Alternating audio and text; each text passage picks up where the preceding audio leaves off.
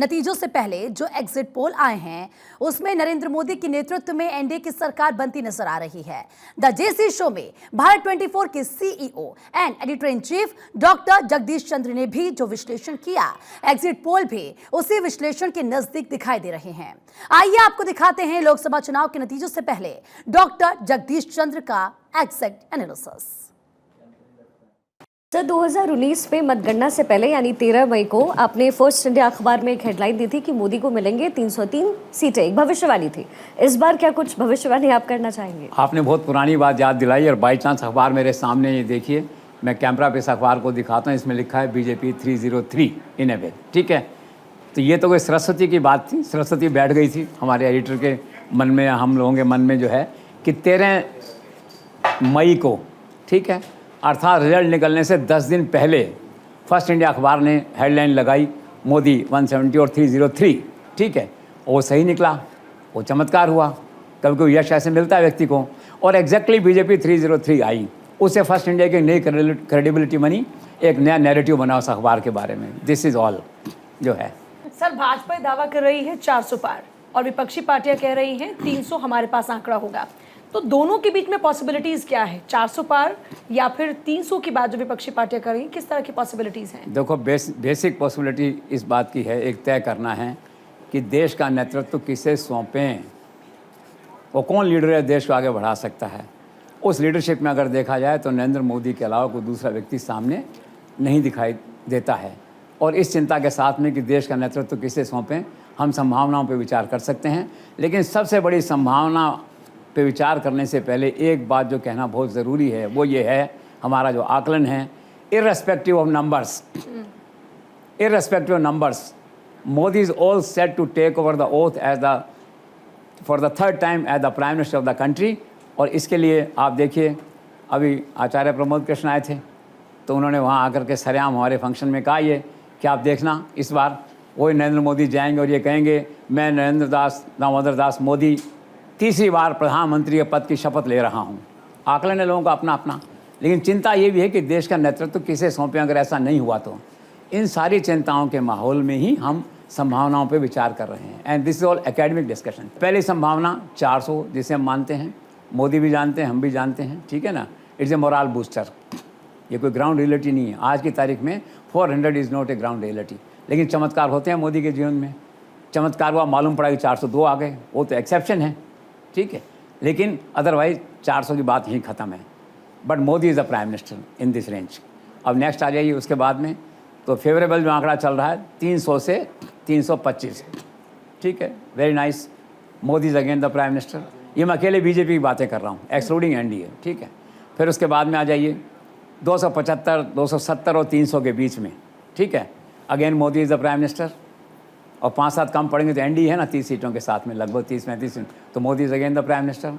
Fourth अब आ जाइए 252 above जो है ये। तो अब लोग सवाल उठाते हैं, और 250 की धारणा, मैं उन सब धारणाओं की व्याख्या कर रहा हूँ जो देश के लोगों के मन में हैं, मन में जो सवाल हैं उनका उत्तर दे रहे हैं हम, कि क्या क्या संभावना क्या क्या हो सकती है। और हर संभावना का अंत जाके अल्टीमेटली मोदी पे होता है।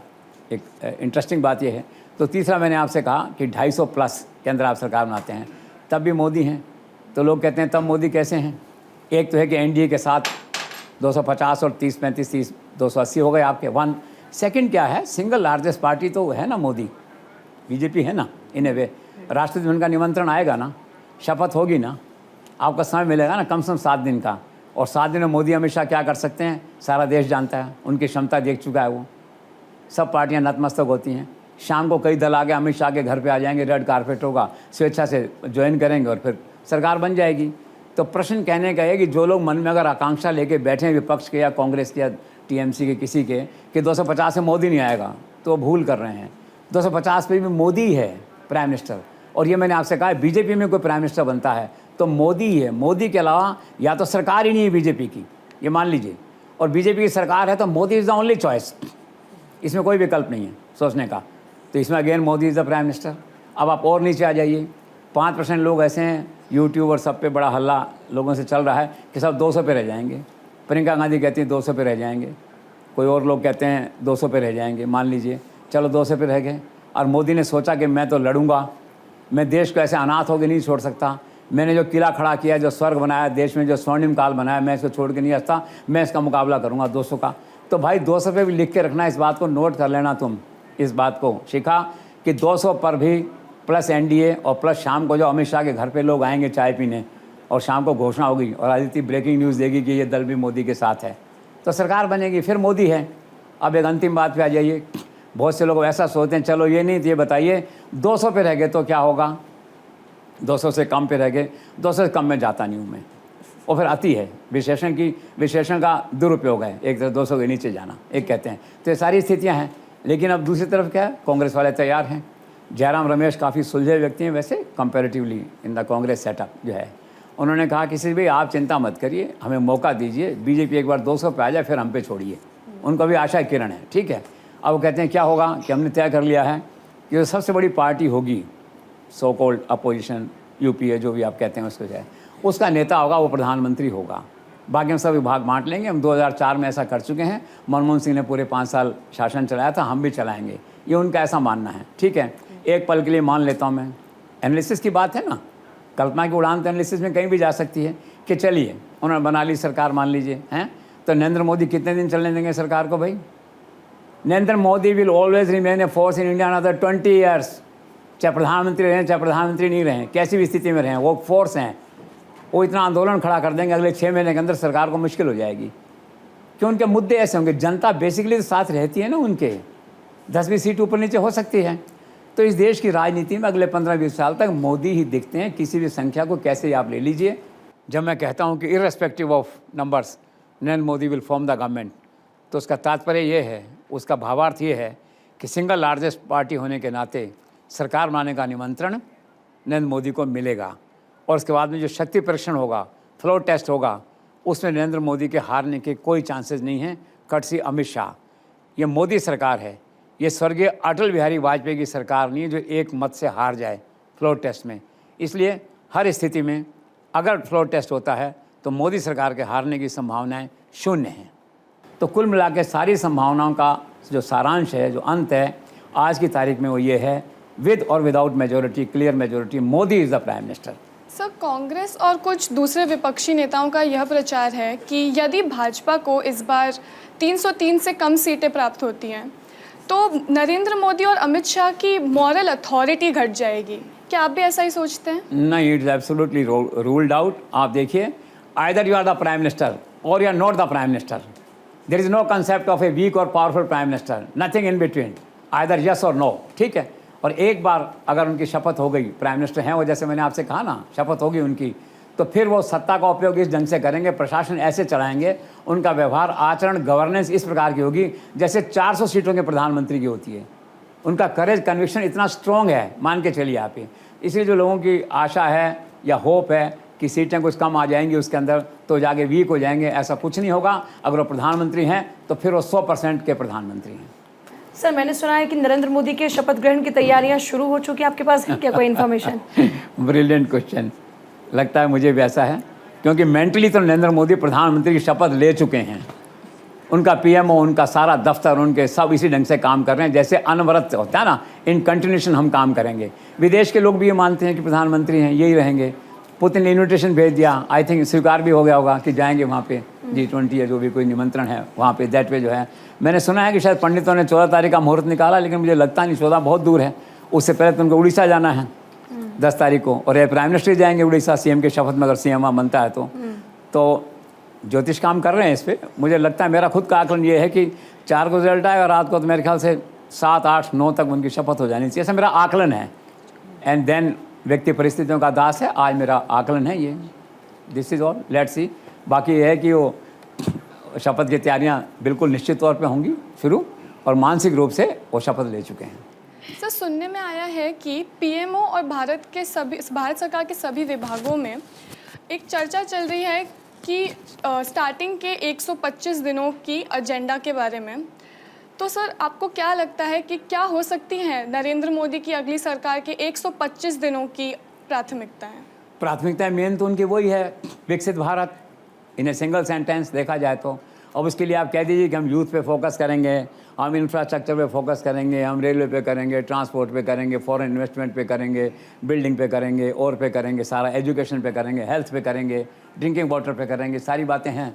पर बेसिकली यूथ एक तो उनकी प्रायोरिटी है, एक ग्लोबल इमेज जो भारत की है और मजबूत कैसे हो, ये सारी बातें हैं कुल मिला के।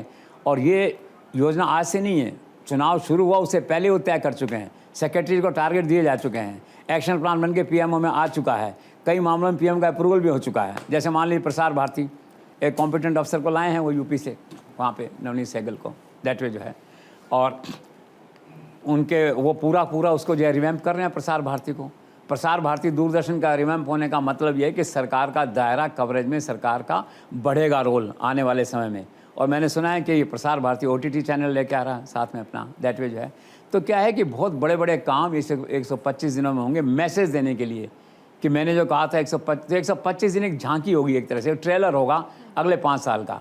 और मुझे नरेंद्र मोदी का जोश उत्साह देख के लगता है, जैसे उन्होंने कहा कि 1 जून को बड़े भारी कार्रवाई होगी भ्रष्टाचार पे और उस पे जो है, तो ऐसा लगता है कि विद जिसे कहना चाहिए बोनाफाइड वेंजेंस जो है ना, वो हर काम को करेंगे इस तरह से। मतलब उनकी तो है ना लड़ाई अपने आप से है। तो देखेंगे सड़क में मेरा क्या टारगेट है, मेरा पानी में क्या टारगेट है, मेरा यूथ में क्या टारगेट है, मेरा उसमें क्या टारगेट है।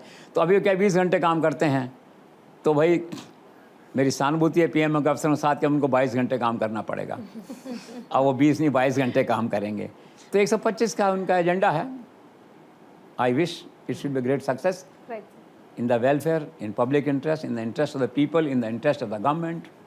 आप मुस्लिम पॉलिटिक्स को भी अच्छी तरह से समझते हैं। इस बार मुस्लिम वोटर्स या मुस्लिम किधर जा रहे हैं, और ख़ास करके जो एक अपील की गई थी वोट जिहाद की, उसका कितना असर है? ऐसा है कि इट्स ए $1 मिलियन क्वेश्चन कि मुस्लिम किधर जा रहा है। आमतौर पे मुस्लिम बढ़ जाता था, इस बार उन्होंने सुना कि लामबंद हुआ है थोड़ा, वो 86 वोट्स पे उसका असर है ब्रॉडली। और वैसे अगर देखा जाए सर्वे के हिसाब से तो all is well visa विज़ Muslim visa विज़ Modi. India today ने सर्वे किया अभी, उन्होंने पूछा कि प्रधानमंत्री पद के लिए उपयुक्त कौन है, राहुल या नरेंद्र मोदी।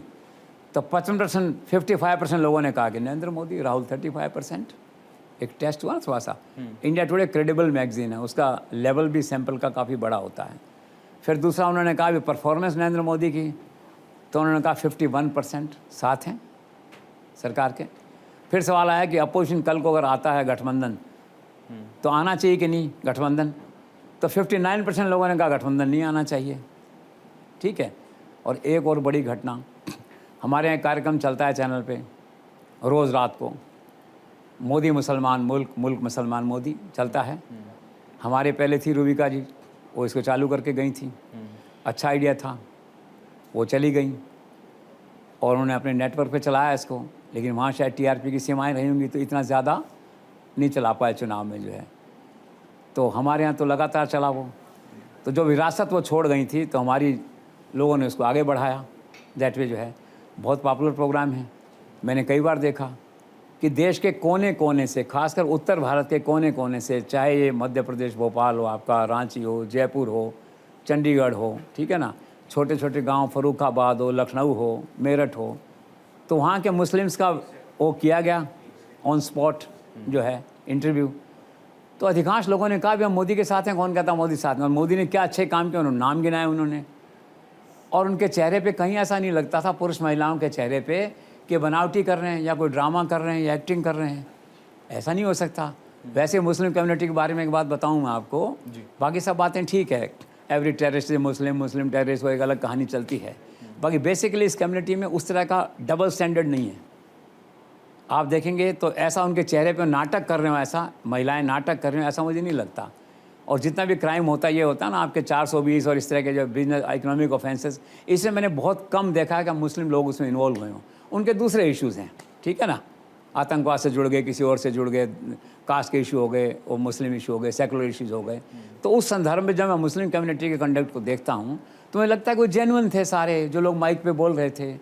और अगर ये बात सच है, जो सच है, तो फिर जो नड्डा कह रहे हैं, मैं भी वही कह रहा हूँ कि एक बड़ी संख्या में मुसलमान नरेंद्र मोदी को वोट देने जा रहे हैं, ऐसा लग रहा है मुझे। तो मुस्लिम्स का ओवरऑल जो कंसेप्ट है, ओवरऑल जो सिनेरियो है, वो ये है। सर, आपके मुताबिक what has been the driving force for opposition unity? वो तो बेसिकली एक ही काम है, मोदी को हराना, मोदी को हटाना, दिल्ली की गद्दी पे कब्जा करना, और ईडी सीबीआई के जो केसेस हैं उनमें क्लोजर रिपोर्ट कैसे लगे। ऑब्वियसली जो आदमी सत्ता में आता है तो पहले तो अपनी रक्षा करता है ना, तो ये बेसिकली ड्राइविंग फोर्स ये कि मोदी को हटाना है। मैंने पहले भी आपसे कहा था, चुनाव मोदी की धुरी पे लड़ा जा रहा है, मोदी को हटाना, सत्ता में आना, और अपने खिलाफ जो केसेस हैं पहले तो उनको करें, फिर भविष्य में केसेस नहीं बने या सेलेक्टिव केसेस नहीं बने, ये सब देखना। तो बेसिकली हर पॉलिटिकल पार्टी का ये सपना होता है, उनका भी सपना है, लेकिन अभी बहुत ज़्यादा फोकस हो गया है, वो भाजपा को हराने पे नहीं है, वो मोदी को हराने पे हो गया है, and that's a very difficult challenge. Sir, तो एक पल के लिए मान भी लिया जाए कि इंडिया गठबंधन को सरकार बनाने का मौका मिलता है, तो क्या ये सारा विपक्ष देश को एक स्थायी सरकार दे सकता है? बहुत मुश्किल है इसमें। कारण क्या है कि आम आदमी को भरोसा नहीं हुआ अभी तक इस बात पे कि विपक्ष सरकार चला पाएगा। अब कॉन्स्पिरेसी सर्कमस्टांसेस हो सकती है कि आंकड़े ऐसे बने जो अमित शाह ने कहा, भगवान ने करे एक पल के लिए ऐसा हो जाए तो बात अलग है, बाकी इज़ वेरी डिफ़िकल्ट। और सबसे बड़ा चैलेंज इसके लिए ये है, विपक्षी एकता के लिए, they will not be able to manage contradictions of their own party, internal politics जो वहाँ पे होगी, तो बहुत मुश्किल है उनका स्थायी रहना या उनका सरकार चला पाना। एक्सेप्शन हो सकता है जो जयराम रमेश कह रहे हैं 2004 में हमने चलाया था, वो हालात डिफरेंट थे, अभी हालात डिफरेंट हैं, क्योंकि मैंने आपसे पहले कहा ना, उसमें सामने नरेंद्र मोदी नहीं था। अब अगर आप सरकार बना भी लेते हैं तो सामने नरेंद्र मोदी खड़ा है देखने के लिए, तो इसलिए जो है मुश्किल है विपक्षी एकता का होना, सबका सहमत होना इज़ डिफ़िकल्ट। तो सर, प्रधानमंत्री कौन होगा? राहुल गांधी होंगे क्या? ये बड़ा डिफ़िकल्ट सवाल है। उनकी एकता का सबसे पहला जो परीक्षा है उनकी इसी पद पे होगी, प्रधानमंत्री कौन। जयराम रमेश ने तो कह दिया कि सबसे बड़ी पार्टी का जो नेता प्रधानमंत्री होगा। एक पल के लिए मान लें, ये सारी एक्सरसाइज अब हम कर रहे हैं इस पार्ट में, ये हम सारी कल्पना पे आधारित एक्सरसाइज कर रहे हैं, एकेडमिक एक्सरसाइज कर रहे हैं कि ऐसा होगा तो क्या होगा और वैसा होगा तो क्या होगा। You can say political entertainment exercise that way जो है, इसको इस ढंग से कहा जा सकता है। तो सवाल ये कि कौन है, तो पहला सवाल राहुल गांधी का आता है। राहुल गांधी मेरा शुरू से कहना है मेरा कि ब्रिलियंट आदमी है, डेडिकेटेड आदमी है, 40 किलोमीटर जिम करते हैं, सब है, आज्ञाकारी पुत्र हैं और सारी बातें हैं, और कोई चार्जेस उस तरह के नहीं लगते हैं, महिलाओं से रिलेटेड कोई बात नहीं आती, सब कुछ अच्छा है जो है। लेकिन एक ही बात है, he is a reluctant bride, he is not keen to take any direct responsibility. और फिर क्या है कि उनका स्थायी नहीं रहता, मूड को या वर्किंग रो जो कहते हैं कॉन्स्टेंट, वो कॉन्स्टेंट नहीं रहता दैट वे जो है। और वैसे भी क्या है कि वो रेस्पॉन्सिबिलिटी इस तरह लेते नहीं हैं। और दूसरा क्या है, थोड़ा नैतिक मूल्यों में भी रखते हैं।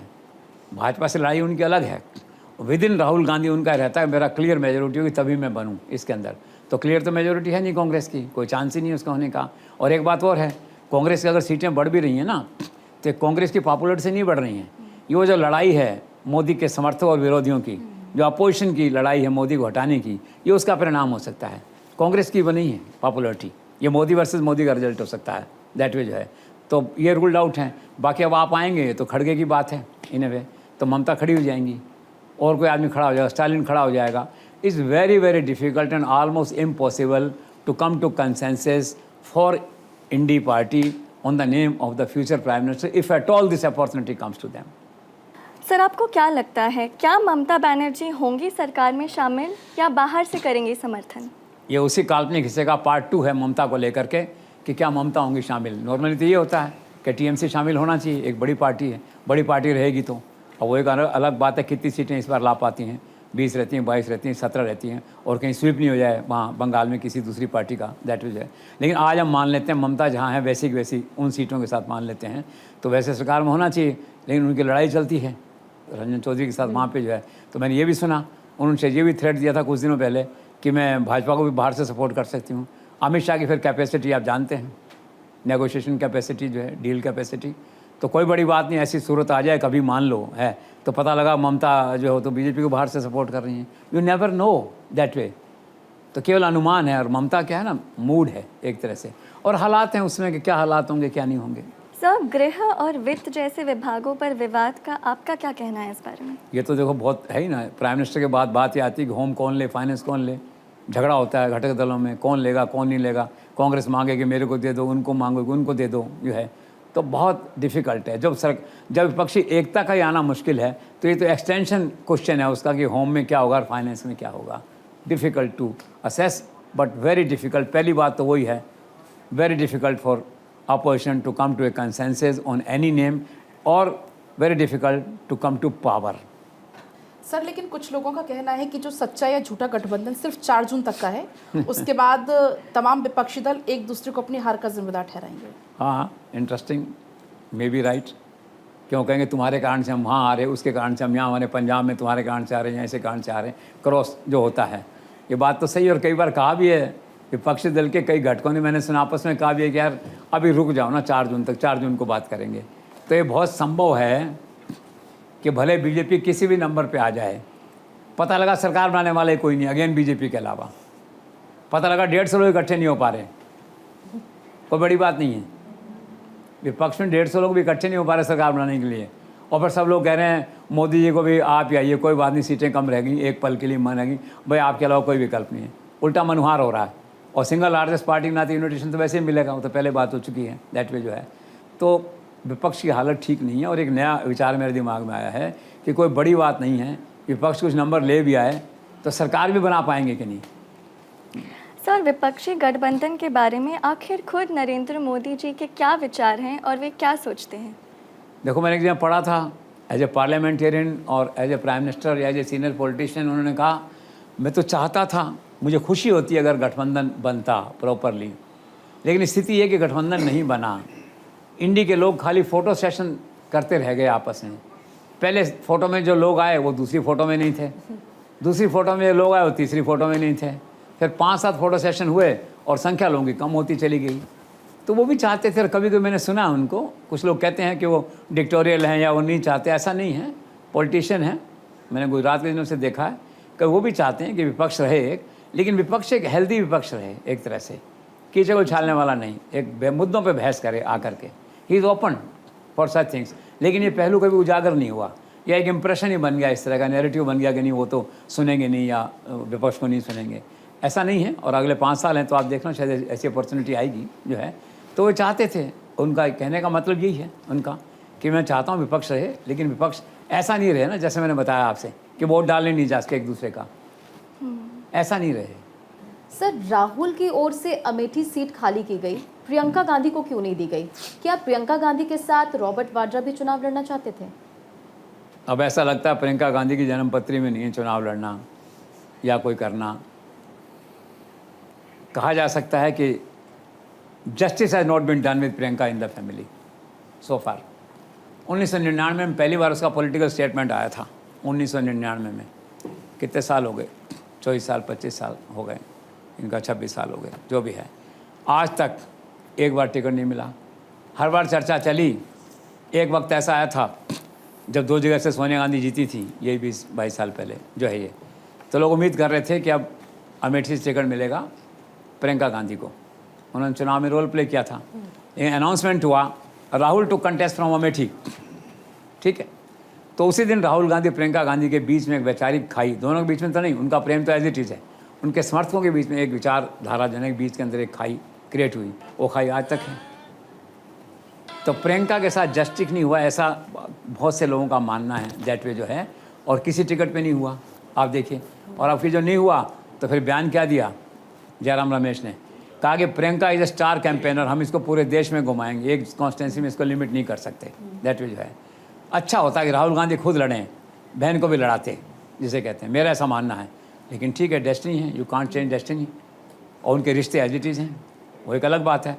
लेकिन ज्योतिष ने मुझे कहा कि एक दिन आएगा जब प्रियंका बगावत करेगी, ठीक, ज्योतिष है, लेट्स सी कैसे क्या होता है क्या नहीं है। हम तो चाहते हैं परिवारों में सब में एकता रहे, भाई बहन में प्रेम रहे, सब रहे, लेकिन हमारे चाहने से तो नहीं होता ना, घटनाएं घटनाओं को बनाती हैं, दैट इज है। तो इसमें कोई शक नहीं, इतने सालों बाद भी प्रियंका को एक बार भी चुनाव लड़ने का मौका नहीं मिला। तो हम तसल्ली इसी से कर सकते हो सब लोग, बाकी उनके समर्थक, कि शायद इनकी जन्मपत्री में नहीं है, पूजा पाठ कराओ। सर, यदि एक पल के लिए राहुल दोनों सीटों से चुनाव जीत जाते हैं तो क्या उनके द्वारा खाली की गई सीट प्रियंका को मिलेगी? लेट्स होप, मतलब ये उनके वर्क कैंप के लोगों का कहना है कि लेट्स होप इस बार शायद मिल जाए उनको जो है। तो देखिए फिर कोई नया कोई कन्हैयालाल के शर्मा नहीं आ जाए उस समय वहाँ के लिए भी। और फिर पहली बात है राहुल जी जीते हैं दोनों जगह से, पहली बात तो ये है। तो वायनाड में क्या मुस्लिम वोट का सपोर्ट है? 51% चांसेस जीतने के, 50-50 यहाँ पे, और संयोग है, भाग्य है, क्या पता जीत जाएं दोनों। जीत जाएंगे तब ये सवाल आएगा जो है। तो once again Priyanka Gandhi luck will be put to test. Priyanka Gandhi जन्म पत्र विल पुट टू टेस्ट कि फिर से इसको टिकट कहीं से मिलता है कि नहीं, कैसे क्या है। हालांकि टोटल सिनेरियो में कोई इसका नहीं है, ये तो विद इन गांधी परिवार की बात हो रही है ना। टोटल सिनेरियो में तो नरेंद्र मोदी बैठे हुए हैं, दूसरी सरकार बैठी हुई, सब लोग हैं, तो एक सीट पे कांग्रेस में क्या खास महत्व तो नहीं है। लेकिन ठीक है, एक जो डिस्कशन होता है और with in Congress family discussion लोग करते हैं, तो ये है। तो it is her luck, let's see कि पहले राहुल जीतें, एक सीट खाली करें और प्रियंका को नंबर आता है कि नहीं। सर, कुछ जानकारों का कहना है कि इस बार अमेठी से स्मृति ईरानी संकट में है। क्या इस आकलन से आप सहमत हैं? सुना है मैंने, लेकिन शी इज़ सो टावरिंग और सो आर्टिकुलेट कि वो चुनाव हारें, इसकी कल्पना करना बहुत मुश्किल है। दैट वे अंतर कम हो सकता है, मान लो। और इसलिए नहीं कि सामने उम्मीदवार कोई स्ट्रॉन्ग है, उम्मीदवार स्ट्रॉन्ग नहीं है ऐसा, कोई ऐसा जो है। लेकिन क्या होता है जब आप 10 साल 5 साल किसी कॉन्स्टिट्यूंसी में रहते हो तो सबकी आशाएं तो पूरी नहीं कर सकते ना लोगों की। और आशाओं में तो लोग चाहते हैं मेरे कहने से कलेक्टर लगाओ, एसपी लगाओ, ये लगाओ, वो लगाओ। अनगिनत लोगों की महत्वाकांक्षाएं आप नहीं कर पाते, ये भी कारण होता है। तो इसलिए कुछ नेताओं ने, मैंने सुना कि शिकायत यहाँ अपनी गुहार लगाई थी कि भी कैंडिडेट बदलो हमारे यहाँ से जो है। अब संभव नहीं होता। स्मृति ईरानी का विकल्प ढूंढना आसान थोड़ी है, कोई एक दिन में थोड़ी विकल्प ढूंढा जा सकता है उनका। और 2 दिन भी लगाओगे तो बड़ा मुश्किल है उनका विकल्प मिलना। She is almost indispensable for Amethi जो है ये। तो लड़ा चुनाव उन्होंने, तो हो सकता है वो जो कार्यकर्ता थे कोई मुट्ठी भर होंगे या कोई 2-4 हज़ार होंगे, जो भी है, उनका कोई फ़र्क पड़ा हो थोड़ा उससे जो है, या कोई पॉइंट आया हो। By and large we can conclude एक तरह से कि she has almost won the election. लगता तो यही है। क्योंकि आपने स्मृति ईरानी का जिक्र किया और कह दिया है कि वो इंडिस्पेंसिबल हैं, लेकिन फिर भी सवाल ये बनता है कि स्मृति ईरानी जैसी कद्दावर लीडर, क्या सोचकर गांधी परिवार ने किशोरी लाल शर्मा को, अपने पुराने कार्यकर्ता को, उनके सामने खड़ा कर दिया? मुझे तो एक प्रियंका के समर्थक ने राजस्थान में बताया कि मैडम को रोकने के लिए किया गया है ये, दैट वे जो है। तो मैंने कहा अब क्या बताएं, अब आप लोगों की गांधी परिवार की दरबार पॉलिटिक्स से आपस की, और उसकी बात थोड़ा सा इसलिए थोड़ा सा लगी मतलब रीजनेबल सी लगी इन द सेंस कि वहाँ उसको टिकट नहीं दिया, कुछ और नहीं किया, तो कहा कि वरना इस बार तो मतलब हक बनता ही है। दैट वे देखा जाता है विद इन गांधी परिवार, विद इन कांग्रेस खड़े हो गए। अगर आप सोचो एक पल के लिए तो वैकेंसी थी क्लियर, वहाँ पे लड़ सकते थे, वहाँ पे नहीं लड़ा, उन्होंने ग्रास रूट वर्कर को खड़ा किया है। तो लेट्स सी, अब उनके वही वाली बात, जन्म पत्री, भाग्य, सोनिया गांधी के फैसले, ये उनका आंतरिक मामला है, दैट्स ऑल। और कहते हैं ना, आंतरिक मामलों में हस्तक्षेप नहीं करना चाहिए। सर, क्या उड़ीसा में इस बार भाजपा जा रही है सरकार बनाने? हाँ, ऐसा लगता है। और नरेंद्र मोदी तो आश्वस्त हैं, और करेज और कन्विक्शन देखिए आप प्रधानमंत्री का, कि उन्होंने पहले ही अनाउंस कर दिया रिजल्ट आने से पहले ही कि 10 तारीख को शपथ होगी वहाँ पे, ठीक है। और इसके साथ में ये भी जुड़ा हुआ है कि शपथ में जाएंगे 10 को, तो प्राइम मिनिस्टर जाएंगे तो उनकी शपथ भी हो चुकी होगी उससे पहले इन ए वे। तो इसी के जवाब में वहाँ नवीन पटनायक ने कहा कि no, this is not correct, BJP is not winning state elections. Assembly के इलेक्शन साथ है ना वहाँ पे, जो वो विन नहीं कर रहे हैं वहाँ पे, हम इलेक्शन जीत रहे हैं। हम 6 तारीख को विधायक दल की बैठक करेंगे और 9 तारीख को शपथ दिलाएंगे नए मुख्यमंत्री को, उनका कहना है ये। तो अब लेट्स सी कि वो बीजेपी का मुख्यमंत्री बनता है या बीजेडी का मुख्यमंत्री बनता है, अकॉर्डिंगली ये होगा सारा। तो ये है वहाँ की कहानी उड़ीसा की। सर, आंध्र में चंद्रबाबू नायडू और जगन मोहन रेड्डी की टक्कर कैसे रहेगी, आप क्या देखते हैं? और दूसरा सवाल इसमें यही है कि जगन मोहन रेड्डी की जो बागी बहन है शर्मिला, क्या आपको लगता है वो उन्हें नुकसान पहुंचा पाएंगे? देखो, घर वाले तो है ना कि घर का भेदी लंका ढाए, एक कहावत है पुरानी, तो थोड़ा बहुत नुकसान तो है ही उससे जाने से। She smart enough. और वैसे भी क्या है कि जगन के सामने ये चुनौती है कि सामने 3 का अलायंस है, नायडू है, बीजेपी है, कोई जन पार्टी है, इसे बहन भी चली गई साथ ही जो है। और बहन स्मार्ट है, एग्रेशन है उसमें, अच्छी पॉलिटिकल वर्कर है। और वैसे भी जो इंडिकेशन जिस तरह से आ रहे हैं, तो मुझे ऐसा लगता है कि नायडू इज़ ऑल सेट। जैसे Narendra Modi is set to come back in Delhi, he is set to come back to Hyderabad, that way जो है। और लोग वैसे भी याद करते हैं उनके टाइम के जो काम थे, IT सिटी था और ये था। तो आई थिंक नेशनल इंटरेस्ट में भी है, लार्जर इंटरेस्ट में भी है कि अहमदाबाद की जो लॉस्ट ग्लोरी है वो वापस लौट के आएगी और वो मुख्यमंत्री बनेंगे, ऐसा लगता है। मुझे किसी ने कहा कि 175 सीट हैं वहाँ पे, तो 125 पे बोले आ रहे हैं वो जो है। तो बाकी तो आएगा नतीजा तो मालूम पड़ेगा। तो सरकार बन रही उनकी दैट वे जो है, और 25 सीटें लोकसभा की, तो 17-18 सीट जगन इसको रेड्डी को मिल जाएंगी, जो मैंने नाम बताया दूसरा बाबू को, चंद्रबाबू नायडू को वहाँ मिल जाएंगी दैट वे जो है। तो ऐसा लगता है कि now Naidu is back to power in Andhra Pradesh. और इस सारी स्ट्रेटजी में जो वहाँ के जो एक पैरेलल पावर सेंटर या ओरा हैं वहाँ के जो सबसे बड़े पत्रकार और वो हैं मालिक हैं रामोजी राव, तो ये उनकी जो लड़ाई थी जगन के खिलाफ against corruption and all that, उसका डिसाइसिव विन होगा ये। तो he also must be very happy that at the last leg of his life he has seen coming back Babu, उसको प्यार से बाबू कहते हैं वो जो है ये, वो भी शपथ लेंगे तो पहले उनके पाँव छूने जाएंगे वहाँ पे उस दिन दैट वे जो है। तो ये वहाँ की पॉलिटिक्स है कुल मिला के। तो Jagan I think is almost set to lose less और मोर। सर आखिर क्या है तेलंगाना की हालात, क्या बीजेपी को हो सकता है कोई बड़ा फ़ायदा? तेलंगाना में बीजेपी को फ़ायदा है, 3-4 सीट थी, 7 की तो पक्की लग रही है देखने करने में, ऐसा लग रहा है अभी 7 तो शायद आ जाएंगी जो है, और आगे हो सकती हैं। तो टाई है, 17 सीटें हैं, तो ऐसा लगता है 15-16 सीटें हैं ना कांग्रेस और इसमें बटेंगी बीजेपी में, 1 सीट बीआरएस को जा सकती है वहाँ पे। तो it is BJP is set to have gains in Telangana. कितना गेन है, 3 सीट का एक्स्ट्रा गेन है, 4 का, it is to be seen जो है। तेलंगाना में प्रकाश जावड़ेकर को लगाया था बीजेपी ने, कई महीनों तक रहे, काफ़ी अच्छा काम किया। संगठन सचिव जो राजस्थान के हैं अपने, वो भी काफ़ी समय तक जो है वहाँ पे रहे, या तबादला तेलंगाना हो गया है। तो बीच में अमित शाह गए थे तो वहाँ मीटिंग वगैरह हुई थी सबके साथ जो है। तो तेलंगाना बीजेपी ने बहुत काम किया है और अमित शाह वगैरह ने बहुत मेहनत की है, दैट्स इट। सर, प्रधानमंत्री नरेंद्र मोदी ने, गृह मंत्री अमित शाह ने साउथ में इस बार बहुत मेहनत की है, बहुत सारी रैलियां की हैं और आशाएं भी बहुत सारी हैं साउथ से। तो क्या उत्तर की तरह ही साउथ की अगर बात करें तो क्या लगता है कि ब्रांड मोदी हिट होगा? भाई ब्रांड मोदी तो हिट हो चुका है, पोलिंग जो परसेंटेज है वो बढ़ चुका है, पक्का मानिए। अब सीटें कितनी आती हैं ये देखने की बात है। बाकी तो मोदी के लिए कहा गया है कि the rising son of south, the emerging face of south, और साउथ के इतने मंदिर हैं उनके ब्रांड एम्बेसडर मोदी बन गए हैं दैट वे जो है। तो मोदी ने डेंट तो डाला है साउथ के अंदर, इसमें तो कोई डाउट नहीं है। सब जगह, चाहे केरल हो आपका, चाहे तमिलनाडु हो, और राम के जो कनेक्ट किया है उन्होंने, जिसे कहते हैं तमिल और काशी संस्कृति के संगम है मोदी जो है। अब वो अलग बात है सीटें मिलती हैं कि नहीं, लेकिन मेहनत बहुत हुई है, काम बहुत हुआ है और जड़ें मजबूत हुई हैं, और एक कनेक्ट जो था ना उत्तर और दक्षिण के बीच में था वो बड़ा स्ट्रॉन्ग हुआ है वापस। तो आज नहीं तो कल बीजेपी को इसका लाभ मिलेगा। और पॉलिटिक्स का लंबे समय के लिए होती है, 1 साल के लिए नहीं होती है, 5 साल 10 साल के लिए होती है।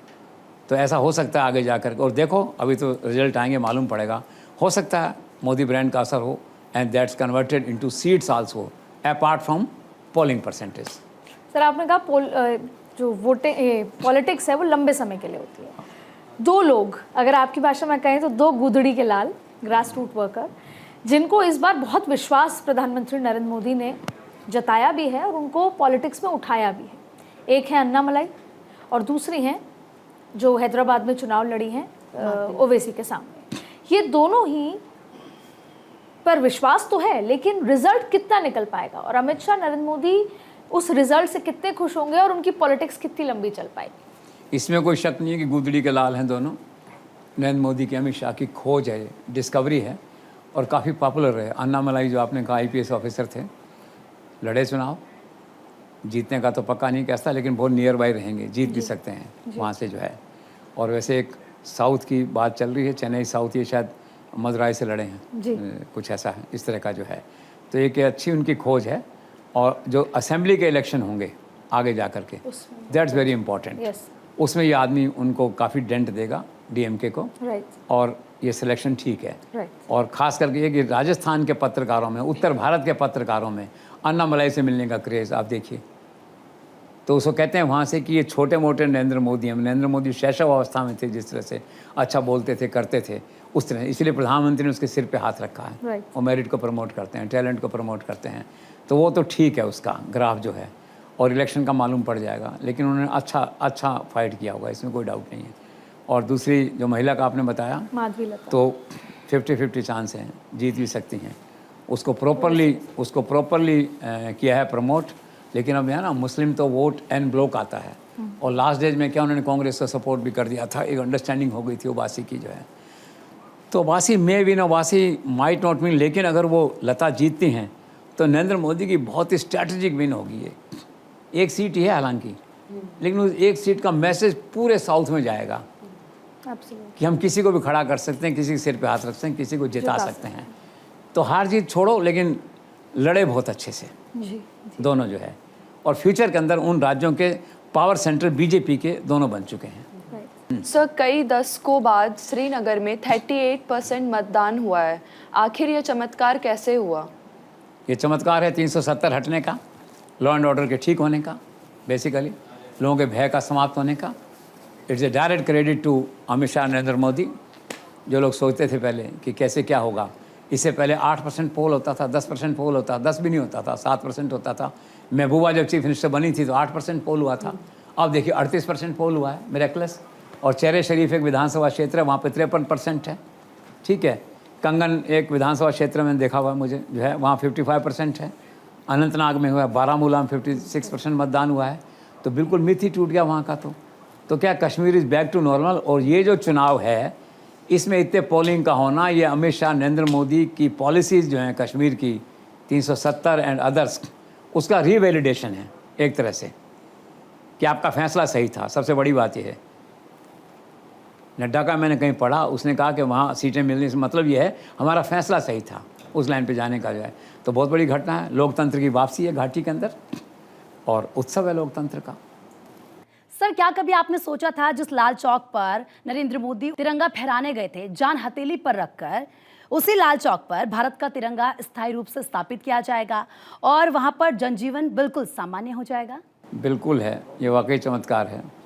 अभी मैं अजय कुमार के साथ गया था पिछले दिनों, तो देखा तो वहाँ पे तिरंगे का परमानेंट स्ट्रक्चर बना के लगा दिया लाल चौक के ऊपर। उस पर इमेजिन, जिस लाल चौक में खौफ था, आर्मी रहती थी, आर्मी वाले भी थोड़ा डर के रहते थे कि अभी बम गिरने वाला है, ग्रेनेड गिरने वाला है, वहाँ पे जहाँ नरेंद्र मोदी चले गए थे झंडा लेकर, जान को थैली पे लेके, उस जगह पे चारों तरफ इतनी भीड़ थी। वहाँ पे वो ठेले वाले खड़े होते हैं, वहाँ कश्मीर की मिठाइयाँ होती हैं, खास तरह के बनाते हैं, फल वल और इस तरह बनाते हैं। इतनी सजी भीड़ थी, नॉर्मल लाइफ थी बिल्कुल। और बात ये थी कि तिरंगे को लगा ही दिया उसके ऊपर परमानेंट, इमेजिन। तो है चमत्कार। सर, महाराष्ट्र को लेकर आपका क्या आकलन है? क्या लगता है कि असली लड़ाई नई और पुरानी शिवसेना के बीच में? देखो, महाराष्ट्र में क्या है कि राजनीति से ना आम आदमी का विश्वास उठ गया एक तरह से, जो उठापटक हुई पिछले साल 2 साल में। ठीक है, भाजपा ने अपने हिसाब से किया, शरद पवार ने अपने हिसाब से किया, शिंदे ने अपने हिसाब से किया, लेकिन ये पॉलिटिक्स होती है ना, जिसे कहते हैं पॉलिटिक्स है, राजनीति है, उस कंसेप्ट को महाराष्ट्र बड़ा रिच था पॉलिटिकली, तो उसको धक्का लगा एक तरह से। नए नए प्लेयर्स आ गए उसके अंदर से, और प्लेयर में भी कितने आ गए, एलाइज को फिर कंट्रोल करना बड़ा मुश्किल है आपस में जो है उनको। फिर क्या टिकट बांटने में झगड़े चले, फिर अजीत पवार की एंट्री हो गई, जो लोग सोचते हैं अनकॉल्ड फॉर थी, ज़रूरत नहीं था उस एंट्री का, पहले काफ़ी थे शिंदे और ये लोग जो हैं, तो एक और आ गए उसके अंदर। तो क्या बहुत ज़्यादा क्लटर कहते हो आप, अंग्रेज़ी में क्या कहते हो, तो क्लटर हो गया मतलब वहाँ पे पॉलिटिक्स का, लोगों को नाम याद नहीं है। ये ज़रूर है बीजेपी ने गेन किया, लेकिन एट द सेम टाइम क्या है कि जो क्रेडिबिलिटी है बीजेपी की भी महाराष्ट्र में या वहाँ पे थी, तो 1 नंबर कम हुई वो उससे, इस सारे घटनाक्रम से। अब जो सीटें आएंगी तो मालूम पड़ जाएगा आपको। 48 में से 42 सीटें आपके पास थी, अब दूसरी शिवसेना हो गई, एक नई शिवसेना हो गई, ये शिवसेना हो गई। सहानुभूति ऐसा लगता है कि उनके साथ ज़्यादा है। तो बीजेपी तो टोटल मिला के देखकर एनडीए के फ्रेमवर्क में तो लूज़र हुई ना एक तरह से। बीजेपी खुद की सीटें बढ़ सकती हैं, लेकिन आज तो बीजेपी लार्जर कंसेप्ट में नेशनल पार्टी है ना, क्या फ़र्क पड़ता है आपकी खुद की सीटें हैं या 10 एलाइज आपके साथ खड़े हैं, 10 सीटें उनकी हैं, वो आपके साथ ही हैं, आपसे दूर थोड़ी हैं, दैट वे जो है। तो कुल मिला क्या है कि महाराष्ट्र में थोड़ा लॉस हुआ है पॉलिटिक्स का, बीजेपी ने गेन किया, but at the same time जो उनके स्टार हैं पॉलिटिशियन वहाँ पे, देवेंद्र फडणवीस जो हैं जैसे, उनको भी थोड़ा सा इमेज थोड़ी सी टार्निश हुई। वो ऐसे भी होता है कि एंटी एस्टेब्लिशमेंट फैक्टर होता है, कुछ और कारण होते हैं। तो कुल मिला के क्या है कि आई थिंक महाराष्ट्र में ना एवरीवन इज़ ए लूज़र, इसको यूँ कंक्लूड कर सकते हैं। एक तरह से किसी को ऐसा मज़ा नहीं आया पॉलिटिक्स में। बीजेपी ने किया है लेकिन उनको मज़ा नहीं आया होगा, वो भी परेशान होंगे अगर आए दिन इनको बम्बई से बुलाओ, यहाँ 2-2 घंटे बैठाओ, इनकी बातें सुनो, इनके झगड़े सुलटाओ आपस के, वो भी थक गए होंगे, ऐसा मेरा अनुमान है एक तरह से। और पूरा देश पड़ा है ना, खाली महाराष्ट्र है थोड़ी है। आए दिन मैं देखता हूँ फडणवीस और शिंदे आए हुए हैं, बैठे हुए 2 घंटे, और भाई दिल्ली वालों को राज तो करने दो, अपने वहाँ राज करो जो है ये। तो मतलब क्या है, कुल मिला के बहुत ज़्यादा ऐसा हो गया, मतलब खचपच हो गया जो है वहाँ पे। दूसरा क्या है कि वहाँ पे जो लोग हैं, जनता जो है स्थानीय मुद्दों को महत्व देती है, और प्याज के एक्सपोर्ट को रोक दिया तो उसका वहाँ प्रभाव है वहाँ पे जो है। और लोकल 1-2 और इश्यूज़ थे, उसका प्रभाव देखते हैं एमपी ने कितना काम किया, कितना काम नहीं किया है। वोकल हैं लोग काफ़ी वहाँ पे।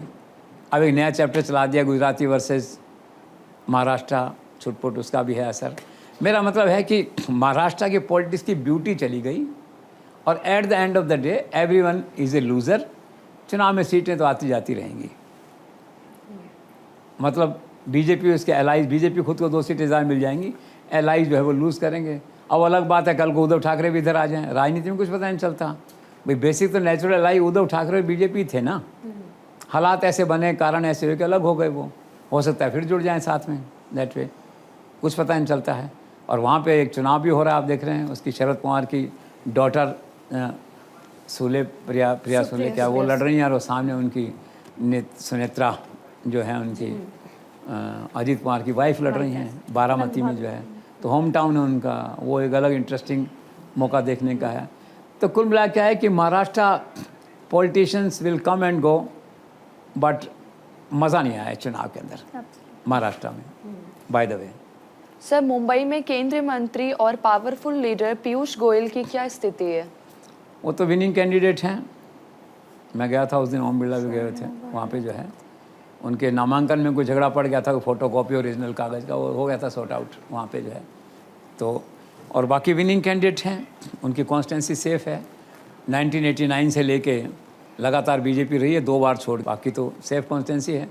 और पॉपुलर हैं पीयूष गोयल, हार्मलेस हैं, सबके साथ उन किसी शत्रुता नहीं है, दिल्ली में रहते हैं। इम्प्रेशन बना था कि राज चलाने के लिए दिल्ली वाला नहीं, भी महाराष्ट्र का आदमी चाहिए, लेकिन वो थीम चला नहीं।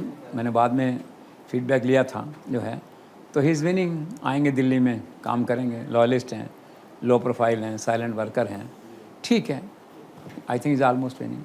सर, अगर बात गुजरात की करें तो क्या लगता है कि गुजरात में अभी भी बरकरार है मोदी का मैजिक और अमित शाह की रणनीति? ऑफ कोर्स, एक आदमी गुजरात का, मैं जाता रहता हूँ अहमदाबाद, टैक्सी से लेकर हर कोई होता है, बस मोदी साहब ने ये किया, मोदी जी ने ये किया, कथा ही वहीं से शुरू होती है हर चीज़ में। ये सड़क बन रही है, मोदी जी करवा रहे हैं, यहाँ पे एयरपोर्ट से सड़क बन रही है, उसको चौड़ा कर रहे हैं वहाँ पे जो है, सारे हटा दिए हैं आसपास के एनक्रोचमेंट या पुराने जो मकान थे हटा दिए, वहाँ पे सब कुछ है। वो तो अद्भुत आस्था आगाध है। सारे संसार में भी बीजेपी अगर नहीं रहे कभी एक पल के लिए, तो गुजरात में ज़रूर रहेगी नरेंद्र मोदी अमित शाह के कारण से, ये तय है। तो जड़ों में है वहाँ। अब लोग कह रहे हैं कि साहब वो राजपूत नाराज़ हैं, कुछ कह दिया, और भी ठीक है, बहुत नाराज़ होना है, 1 सीट ले जाओ, चलो शांति करो, ठीक। बाकी 26 आएंगी, 26 हैं शायद, ऐसी कुछ है, दैट जो है, कोई मुझे ऐसा डेंट को इसमें लगता नहीं है। और सीटें तो देखो ऊपर नीचे होती रहती हैं। एक होता है बेसिक आस्था व्यक्ति में, अगाध आस्था, और दूसरा होती है लीडरशिप। वो नरेंद्र मोदी की बरकरार है, असिस्टेड बाय अमित शाह। और अब एक उन्होंने नड्डा को और वहाँ से टिकट, वहाँ से राज्यसभा से नॉमिनेट करा दिया है। This shows prime minister trust in Nadda. मैंने बताया ना, growing and growing towering graph of Nadda जो है। तो गुजरात इज सेफ एब्सोल्युटली। मंडी हिमाचल में कंगना रनौत की क्या हाल है? कंगना रनौत डिफ़िकल्ट है चुनाव, उसकी एक ही आशा है, किरण है, प्रधानमंत्री की रैली हुई अभी 3 दिन पहले, 60-70 हज़ार लोग आए, बहुत शानदार रैली हुई थी। ज़्यादा भी हो सकते हैं, कई बार पहाड़ों पे लोग बैठे रहते हैं, ठीक से काउंटिंग नहीं हो पाता। बाकी उसका मुकाबला कड़ा है। वहाँ की जो कॉन्स्टेंसी है वो राजा की अपनी पुश्तैनी कॉन्स्टेंसी है। वीर बहादुर सिंह पहले सीएम थे 2-3 बार, उनकी वाइफ थी फिर वीरभद्र सिंह जो है, हाँ। और उसके बाद में वाइफ प्रतिभा सिंह रही, अब उनका लड़का है जो वहाँ से लड़ रहा है, पुश्तैनी विक्रमादित्य जो लड़ रहा है, उनका पुश्तैनी कॉन्स्टेंसी उनकी जो है। तो है तो डिफ़िकल्ट कंगना के लिए, लेकिन कंगना क्या है कि एक तो मतलब हिमाचल से उन्होंने कनेक्ट कर लिया है, सारी वेशभूषा, आना जाना, व्यवहार अच्छा रहा है, मतलब she is conducting her self very well. और उसकी तकदीर हुई कि प्राइम मिनिस्टर की एक रैली हो गई जिसे कहते हैं, तो वो थोड़ा इम्बैलेंस चल रहा था जो वो बैलेंस हो गया है, तो now there are fair chances of her winning the poll against Vikramaditya. और ख़ास बात है नरेंद्र मोदी जो गए अभी, तो उन्होंने टारगेटेड अटैक किया उस फैमिली पे, परिवारवाद का मुद्दा उठाया उन्होंने कि पहले आप थे, आपकी पत्नी थे, वो आपका लड़का चुनाव लड़ रहा है। लोगों को कन्विंस करती बात है परिवारवाद की। दूसरा उन्होंने कहा कि आप यकीन रखना 1 जून के बाद ये सरकार नहीं रहेगी विक्रमादित्य की यहाँ पे। पता है पहले हम लोग सरकार गिरनी थी, पहले नहीं गिरी थी, दैट वे जो है। तो Kangana I think has almost won the election courtesy and thanks to Narendra Modi कि वो रैली हो गई उनकी वहाँ पे। पश्चिम बंगाल में पिछले 65 सालों में हिंदू आबादी 7% और मुस्लिम आबादी 43% बढ़ी है। और अगर हिंदू आबादी की बात करें तो 7% कम हुई है और मुस्लिम आबादी 43% बढ़ी है। तो ऐसी स्थिति में आपको लगता है कि अगले 10 सालों में पश्चिम बंगाल एक मुस्लिम प्रदेश की ओर बढ़ रहा है? नहीं, चिंता का विषय तो है ये। और प्रधानमंत्री ने भी कहा कि ऐसा नहीं हो जाए कि मेजोरिटी जो कम्युनिटी है वो अल्पसंख्यक हो जाए वहाँ बंगाल के अंदर जो है। वो तो एक बात है, लेकिन ये जो रिपोर्ट आई है, प्रधानमंत्री सलाहकार समिति ने रिपोर्ट जारी की है और टाइमिंग को लेकर ज़रूर लोगों ने कहा कि भाई टाइमिंग है, लेकिन अब टाइमिंग तो मना नहीं है ना कि चुनाव के दौरान जारी नहीं कर सकते। लेकिन जिस किसी का भी था, may be incidental, may be coincidence, mastermind move था। तो एक बड़ा अच्छा प्रोग्राम तुमने किया था, किसने किया था कि क्या बंगाल में आपने किया था 9 बजे रात को किया था कि बंगाल क्या मतलब विहीन हो जाएगा, हिंदू विहीन हो जाएगा राज्य, एक तरह से है। तो ये चिंता का विषय है ये। और इसके हिसाब से यही चिंता उनकी है कि ऐसा नहीं हो कि 10 साल बाद पता लगा कि भाई बंगाल जो है हिंदू विहीन हो गया या 15 साल में हिंदू विहीन हो गया। Is a point of concern, but factually it is correct. और बीजेपी का मास्टरमाइंड मूव था। बीजेपी मीन्स सरकार ने जिसने भी उनको कहा या जो प्राइम मिनिस्टर कमेटी ने, मास्टरमाइंड मूव था। क्योंकि जिस किसी ने वो आंकड़ा पढ़ा एकदम से झटका लगा उनको। मैंने भी अखबार पढ़ा तो मुझे भी एकदम से लगा कि ऐसा हो गया क्या। तो और हिंदू मुस्लिम प्रचार हुआ उन्होंने ये हुआ, लेकिन ये जो आंकड़ा जारी हुआ इसका मेरे हिसाब से ज़बरदस्त इम्पैक्ट बीजेपी के फेवर में होना चाहिए, ऐसा मुझे लगता है। सर, क्योंकि आपने डैमेज की बात की, एक और चर्चा चल रही है कि राजस्थान में इस बार बीजेपी 25 में से 25 सीट जीत रही है, क्या ये सवाल है? तो आपका आकलन इस पर क्या है? देखो, मेरा तो कहना ये है कि Rajasthan can't behave in isolation. अगर देश में 300 सीटें, राजस्थान 23 पे है। अगर देश में 275 हैं तो 3-4 जा सकती हैं, मतलब उसी के हिसाब से। हालांकि मेरिट पे बात नहीं उतरती, हर कॉन्स्टिट्यूंसी का अपना अलग कैरेक्टर होता है, पर एक जनरल फील होता है जो भाई खुद अमित शाह ने ऐसा इंडिकेशन दिया। शायद मैंने सुना कि 1-2 सीटें जा सकती हैं राजस्थान में। वो तो क्या ना, सच बोलने से गुरेज नहीं करते और ग्राउंड रिलेटिव के टच में रहते हैं, तो जा सकती हैं 1-2 सीटें। और कुछ ज़्यादा हो जाए ऊपर नीचे कुछ सीटें दिल्ली में मान लो, तो कुछ ज़्यादा भी जा सकती हैं। मान लो यहाँ 275 पे हम खड़े हो जाएं, मतलब बीजेपी 275 पे आ जाए, 280 पे खड़ी हो जाए, तो राजस्थान में 4 भी जा सकती हैं। आम धारणा राजस्थान में जो प्रचलित इसमें जो गॉसिप है वो कम से कम 4 और ज़्यादा 8 सीटों के जाने का है, जो चर्चा है। सर, जयपुर में ऐसी चर्चा है कि अगर बीजेपी 4 से 5 सीटें हार जाती है तो नेतृत्व में परिवर्तन हो सकता है। इसको लेकर आपका आकलन क्या है? वो तो रूल्ड आउट सा लगता है मुझे, क्योंकि अमित शाह नरेंद्र मोदी किसी भरोसा करते हैं तो लंबा करते हैं। खट्टर ही चल गया इतने साल, आप देखो कितने कहते थे लोग कि भाई नहीं है, ये वो सारी बातें थी, चला ऐसा नहीं है। और फिर क्या है कि अभी टाइम नहीं मिला भजन लाल शर्मा को प्रूव करने का, दिखाने का। कुल 5-6 महीने चुनाव में लग गए, 3 महीने जो हैं। और एक बात ये ज़रूर है कि वो एक पॉपुलर चीफ मिनिस्टर के रूप में एमर्ज हुए हैं। वो ऑफिशियली एडमिनिस्ट्रेशन कर पा रहे हैं कि नहीं, वो एक सेपरेट इशू है, but as a leader common man chief minister हैं वो। आज मैंने देखा सेंट्रल पार्क में था कि 10 लोग बीच खड़े हो गए, चाय पी रहे हैं, बातें कर रहे हैं। हर आदमी उनसे मिल सकता है जाकर के, जिससे मिलते हैं तो इतने अपनेपन से मिलते हैं, लगता नहीं कि आप सीएम से मिल रहे हो। तो एक ये मैंने देखा आदित्य, एक नया एस्पेक्ट उसकी पर्सनैलिटी में देखा कि इस कॉमन मैन चीफ मिनिस्टर जो है। अब एडमिनिस्ट्रेशन में उनको करना है प्रूव, तो वक्त है, अभी ज़्यादा समय हुआ नहीं। वो कहते भी हैं कि 2 तारीख 4 तारीख एक बार निकलने दो, 2 तारीख जो है फिर करेंगे राजस्थान में भी जो है। तो केवल सीटें हारने से जो है ना उनका परिवर्तन हो, ऐसा मुझे नहीं लगता। हो सकता है 1-2 साल में अगर वो डिलीवर नहीं कर पाएँ, बार बार कहने पर भी परिणाम नहीं दे पाएँ, इर्रेस्पेक्टिव ऑफ सीट हारना और नो हारना, तो कोई चेंज की बात आए। लेकिन अभी तो मुझे ऐसा नहीं लगता। और जो कंटेंडर्स हैं थे, दिया कुमारी हैं, शी इज़ वेल ऑफ, अच्छा चल रहा है। गजेंद्र सिंह शेखावत हैं, ठीक है, वापस कैबिनेट में आ रहे हैं जो है। तो अभी कुछ ऐसी पॉलिटिकल थ्रेट जो है मुझे नहीं लगती हैं।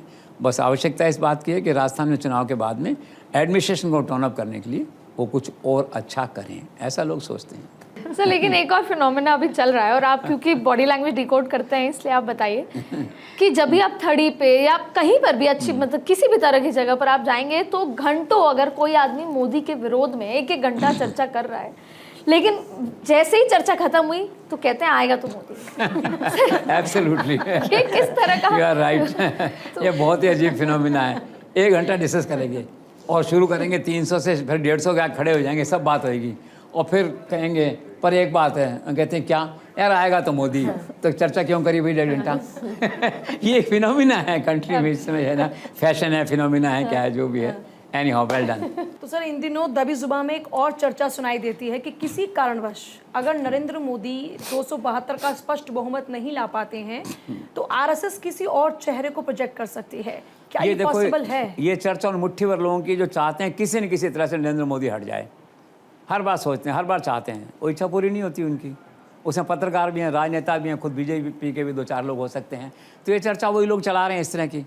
लेकिन ठीक है, आपने सवाल उठाया तो हमारा फ़र्ज़ है इस कार्यक्रम में उन सारी शंकाओं का निराकरण करना जो मार्केट में हैं, जो बाज़ार में हैं। तो इसका उत्तर ये बता दूं मैं आपको कि नरेंद्र मोदी को डिक्टेट करने की स्थिति में आज कोई नहीं है। मैं आरएसएस पे टिप्पणी नहीं कर रहा, ठीक है, कोई नहीं है। वो अपने आप में एक स्वतंत्र सार्वभौम सत्ता है। 140 करोड़ लोगों का नेतृत्व उनके पास है। He is a born leader, he is a natural leader. और रही बात आरएसएस की, तो पूरे सम्मान के साथ मैं कहना चाहूँगा कि आरएसएस के सारे सपने किसने साकार किए? नरेंद्र मोदी ने। 370 का सपना, 1991 में गए थे झंडा फहराने, लाल चौक का सपना, श्रीनगर का सपना, ठीक है, राम मंदिर का सपना, फिर यूसीसी का सपना, फिर आगे कृष्ण मंदिर की बात चल रही है, विकसित भारत का सपना, पार्टी को संसाधन जुटाने का सपना किसने किए? भाजपा को विश्व में सबसे बड़ी पार्टी बनाने का सपना, ये तो यही लोग हैं ना, नरेंद्र मोदी, अमित शाह, जेपी नड्डा, मतलब बाय एंड लार्ज एक तरह से। तो कौन कहेगा नरेंद्र मोदी को कि step down? Who has got this moral authority and courage and conviction? मैं कहता हूँ चाहे 150 ही आ जाओ, कौन कहेगा उनसे कि आप लीडरशिप छोड़िए? कोई नहीं कह सकता, जिसे कहना चाहिए। मतलब इलॉजिकल और अनएथिकल है ये बात कहना। लेकिन प्रचार है कुछ लोगों का, तो मैं उस प्रचार का जवाब मैंने आपको दिया है। It is completely ruled out.